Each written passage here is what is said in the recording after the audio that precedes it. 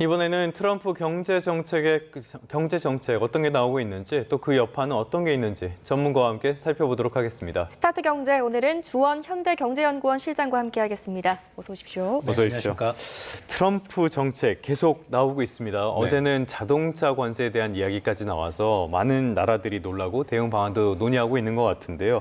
또 동맹, 비동맹 구분 없이 관세를 계속하겠다 이런 부분들 어떻게 보십니까? 일단 뭐 트럼프 머릿속에서는 동맹이라는 건 지어진 지 오래고요. 친구도 없다. 예.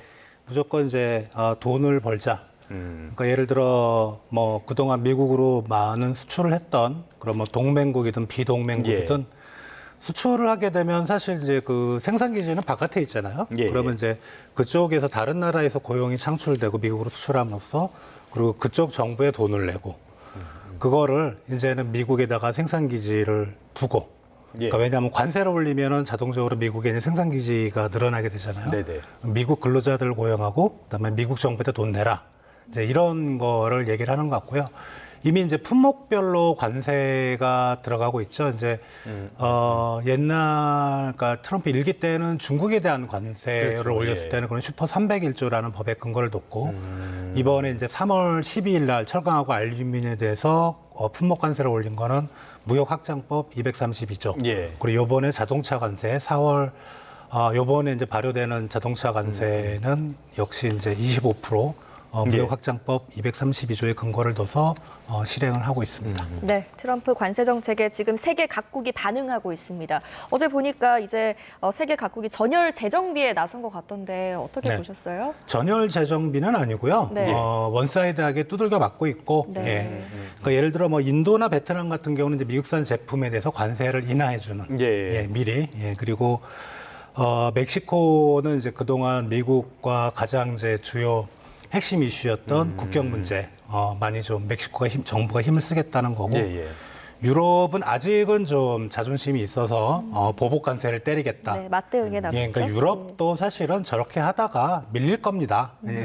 왜냐하면 이제 유럽이 미국에 대해서 무역 흑자를 내는 부분이 상당히 크거든요. 그렇다면 관세를 올리게 되면은 유럽에 손해니까. 처음에는 자기 체면 때문에 저렇게 이제 액션을 취하다가 어느 순간은 못 버티고 트럼프의 쪽으로 좀 승기가 밀리지 않을까 생각이 됩니다.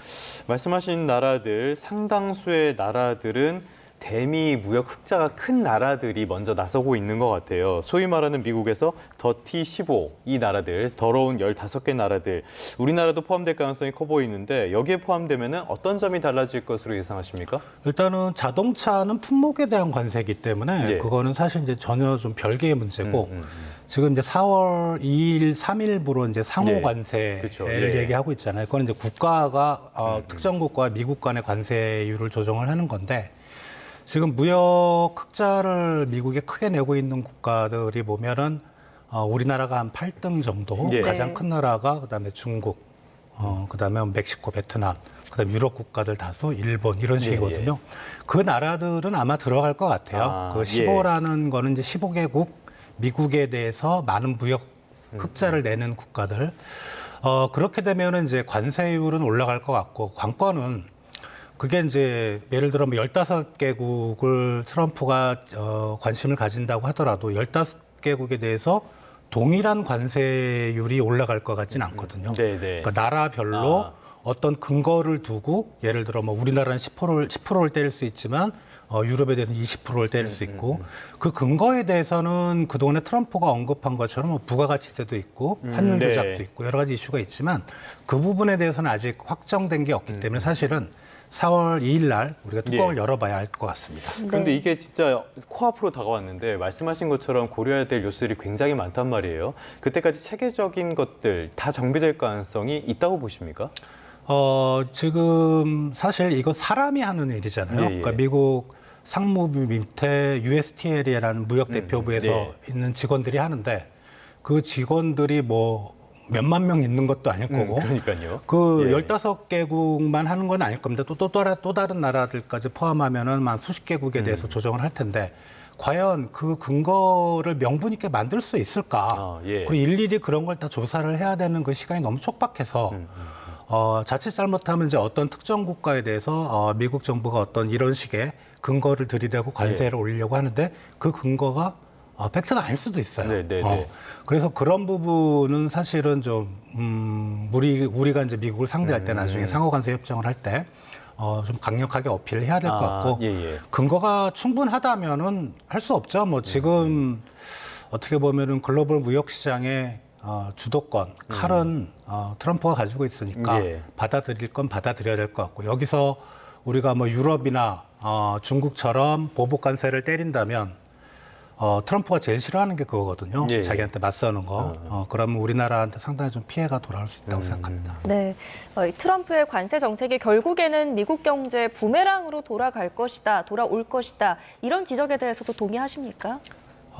지금 그런 이제 주장들을 내놓는 게 미국의 이제 CNN 쪽에서 그런 얘기를 좀 많이 하거든요. 그러니까 인플레이션 얘기를 하고. 근데 사실 미국의 이제 언론 시장의 구조는 CNN이 이제 선봉에 있습니다. 반 트럼프. 그래서 CNN 쪽의 어떤 분석, 그다음에 이런 것들을 너무 좀 신봉할 필요는 없는데 분명히 미국의 어떤 자동차 가격이 올라가는 효과는 분명히 있을 겁니다. 그렇지만 그런 관세 때문에 자동차 가격이 올라가면 기업들은 어떤 식으로 대응하냐면 가능하면은 생산 단계에서 비용을 좀 줄이는. 그래서 뭐 25%를 때린다고 1억짜리가 1억 2,500만 원이 되는 게 아니고 그거보다는 좀 작게 들어가거든요. 그리고 또 미국 정부하고 협상을 통해서 뭐 유예라든가 쿼터제를 또 어떤 국가나 기업이 맺을 수도 있으니까 분명히 올라가는 효과는 있지만 미국 언론에서 그 호들갑 떠는 정도로 그렇게 크게 올라가지는 않을 것 같다 생각이 됩니다. 말씀하신 대로 CNN, 뉴욕타임스가 반 트럼프의 선봉에서 자꾸 지적을 하고 있긴 한데 어찌됐건 최근에 완성차 업체들의 주가가 폭락했다는 점 이런 것들이 트럼프 정책의 어떤 영향성, 방향성을 보여주는 것 같긴 합니다. 자, 자동차가 중요한 게 우리나라의 수출 효자 상품이잖아요. 미국 쪽에 상당히 많은 제품들을 팔고 있는데 이렇게 관세 정책이 예정대로 25% 된다. 그랬을 때는 이게 나라 경제 자체에 영향을 미치게 되는 거 아닙니까? 우리나라 이제 미국으로 가는 수출이 대략 한 1,300억 정도 좀 못 미치는 수준인데 그중에 자동차가 한 340억입니다. 그리고 우리나라가 미국과 교역에서 대미 흑자를 내는 규모의 60%가 자동차 쪽에서 나오고 있습니다. 그러니까 자동차는 어떻게 보면 한국 경제를 먹여 살리는 효자 상품인데 거기에 대해서 이제 관세가 올라가면 당연히 우리 이제 미국으로 한 수출 물량이 줄겠죠. 근데 뭐 일부 기관에서 우리나라 기관이긴 합니다만은 뭐 만약에 25% 관세를 매기게 되면 우리나라 자동차 수출액 자체가 한 18% 떨어진다고 하는데 그거는 조금 더 고민을 해봐야 될 것 같아요. 왜냐하면 가격이 올라가면 물량이 주는 효과는 있지만 우리 수출 금액이라는 거는 물량 곱하기 단가거든요. 단가는 이미 올라가 있는 상황에서. 그리고 또 우리 자동차에 대한 미국의 어떤 시장의 일부 충성 고객도 있으니까 그거보다는 좀 낮은 수준. 다만 수출이 이제 감소할 그럴 가능성은 충분히 있다고 생각이 됩니다. 네. 그렇다면 중요한 건 이거일 겁니다. 우리나라는 어떤 전략을 가지고 좀 대응을 하면 좋겠습니까? 방법은 없는데 일단은 이제 우리 정의선 회장님이 이례적으로 아마 제 기억에는 우리 기업인으로서 백악관에서 미국 대통령과 그렇게 기자회견을 했던 건 처음이었던 것 같은데 뭐 제철이라든가 그다음에 자동차 공장이라든가 뭐 신산업이라든가 이런 투자 약속을 했잖아요.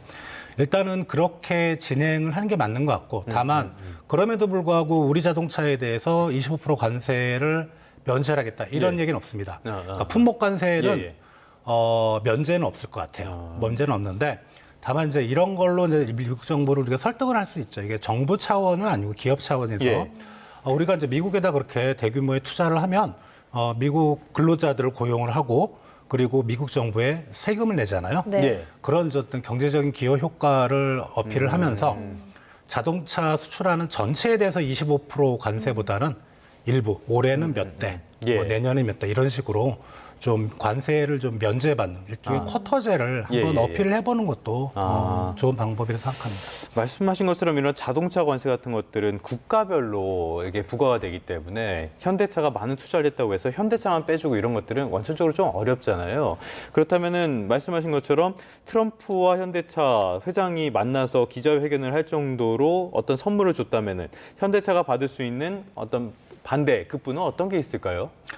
일단은 투자 쪽에서 그렇게 선물을 줬다면은 말씀드렸던 어떤 그 이쪽에서 수출하는 물량에 대한 일종의 혜택, 그러니까 관세 면제와 예. 관세 유예는 사실 효과는 똑같지만 아, 전혀 네네네. 좀 정치적인 뉘앙스가 의미가 틀리잖아요. 다르네요. 예. 네, 그런 식으로 할 수 있는 거고.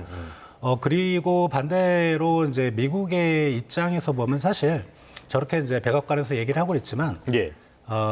트럼프가 중요시하는 거는 현대 기아보다는 이제 미국의 자동차 회사들이거든요. 예. 네, 그래서 미국 자동차 회사들에 대한 어떤 트럼프의 무게가 실리는 그런 부분이 계속이 될 것 같긴 한데 다만 이제 현대 기아가 저렇게 전격적으로 투자를 했으니까 향후 이제 현대 기아도 이제 자동차 산업의 업역을 떠나서 새로운 산업, 이번에 이제 신산업에 대한 투자도 있잖아요. 예.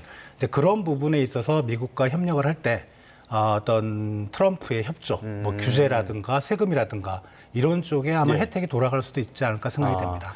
그런데 이제 미국 현지에서 나오는 반응을 보면요. 말씀하신 것처럼 미국의 자동차 산업을 다시 강하게 해야 된다라는 목적이 있는 것 같은데 완성차 업체들은 죽겠다 이런 호소를 하고 있고 테슬라만 좋은 거 아니냐 이런 평가도 나오는 것 같아요. 이런 평가는 왜 나오는 겁니까? 왜냐하면 테슬라는 미국 시장에, 그러니까 테슬라가 전 예. 세계 공장이 있는데 미국 시장에 테슬라가 판매하는 물량은 전량 미국 내에서 생산합니다. 예. 그리고 GM 같은 경우는 50%만 미국에서 생산하고요. 캐나다, 멕시코가 30%, 우리나라에서 15%나 생산해서 미국으로 가져가거든요. 예. 그리고 포드 같은 경우도 해외에서 한 20% 생산해서 그 물량이 미국으로 들어갑니다. 네. 그러니까 테슬라는 이번 자동차 관세 인상으로 거의 효과가 없고 다만 이제 일부 부품에 대해서는 예. 이번에는 자동차 부품에 대해서도 관세가 올라가잖아요. 뭐 그런 부분이 있는데 그거 빼면은 테슬라는 거의 영향이 없다고 보시면 될 것 같습니다. 네, 불안정한 트럼프의 관세 정책의 여파가 뉴욕 증시에도 미쳤습니다. 보니까 동반 하락했죠? 예, 경제 지표는 생각보다 그렇게 나쁘게 나오진 네네네. 않았었는데 이게 트럼프 관세 때문에 이 자동차 쪽에서 자동차 기업들이 좀 많이 떨어졌고요. 테슬라는 괜찮았던 모양새고요, 주가 지수가. 그런데 말씀드렸던 GM 같은 경우는 많이 빠졌죠. 왜냐하면 네. 미국 생산 물량이 50%이기 때문에. 그래서 그런 쪽에서의 어떤 뉴욕 증시의 어떤 최근의 자동차 관세 인상 전격적으로 한다. 이런 부분이 크게 반영이 된 걸로 생각이 됩니다. 네. 알겠습니다. 2부 말미에도 전해드렸는데 지금은 너무 불확실성이 큰 상황이라서 조금 시장에는 보수적으로 접근을 하시는 게 좋지 않을까 싶습니다. 오늘의 스타트 경제는 주원 현대경제연구원 실장과 함께 했습니다. 오늘 말씀 고맙습니다. 잘 들었습니다.